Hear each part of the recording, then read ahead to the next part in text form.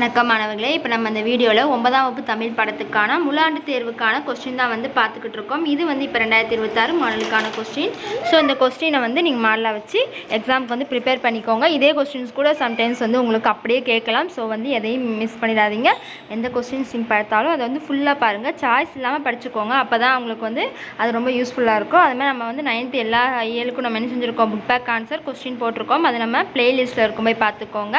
இப்போ நீங்கள் இதில் பார்த்தீங்கன்னா முதல் 15 1 வேர்ட் கொடுத்துருக்காங்க. ஸோ 1 வேர்ட் ஃபுல்லாக நல்லா படிச்சுக்கோங்க.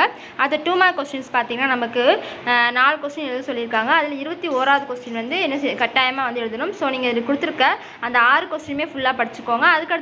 அதுக்கடுத்து கீழே பிரிவு 2ல் பார்த்தீங்கன்னா நமக்கு இலக்கண பகுதியிலேருந்து சில கொஸ்டின்ஸ் பகுபத உறுப்பு இலக்கணம்லாம் கேட்டிருக்காங்களா, அதெல்லாம் நமக்கு ரொம்ப ஈஸி தான். ஸோ அதுலேயும் 5 மட்டும் எழுத சொல்லியிருக்காங்க. நீங்கள் என்ன செஞ்சுக்கோங்க, அதில் கொடுத்துருக்க அந்த 6மே நீங்கள் செஞ்சுக்கோங்க, படிச்சுக்கோங்க. நெக்ஸ்ட்டு பார்த்தீங்கன்னா நமக்கு ஒரு பேரா கொடுத்து அதை மொழிபெயர்க்க சொல்லியிருக்காங்க. ஸோ அது நீங்கள் நல்லா பார்த்துக்கோங்க. அதுக்கடுத்து குறிப்பின் போட்டு செவி மாற்றுத்திறனாளிகளுக்கான மாற்று வினா, அதாவது மாற்றுத்திறனாளிகள் இருப்பாங்க பார்த்தீங்களா, அவங்களுக்கு தான் அந்த கொஸ்டின். ஸோ நீங்கள் அதை எழுத வேண்டாம். அதுக்கு மேலே இருக்க பார்த்தீங்கன்னா அதை எழுதிக்கோங்க.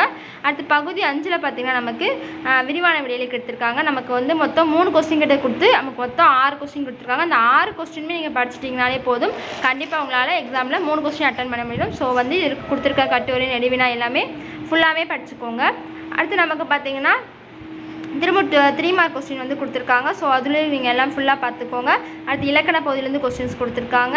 அடுத்து நமக்கு ஒரு 5 மார்க் கொஸ்டின்ஸ் அனைத்து வினாக்களுக்கு விடையிலையும் சொல்லி கொடுத்து நமக்கு ஒரு 5 கொஸ்டின் கிட்ட எழுத சொல்லியிருக்காங்க. ஸோ இதுவும் நீங்கள் எல்லாம் ஃபுல்லாக பார்த்துக்கோங்க. காட்சியை கண்டு கவிதையும் நல்லா பார்த்துக்கோங்க.